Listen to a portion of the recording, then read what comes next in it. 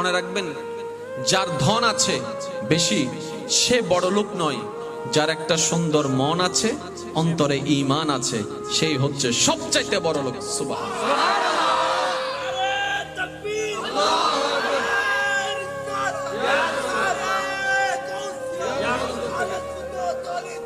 উচ্চ আওয়াজ একবার বলেন মারহাবা।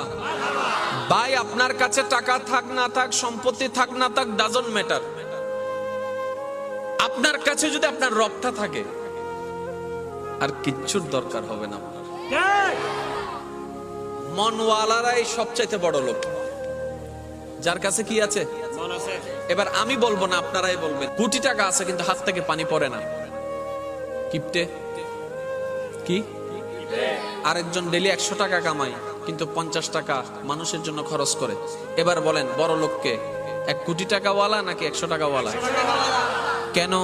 তার তো 100 টাকা না। বলে যে 100 টাকা হলো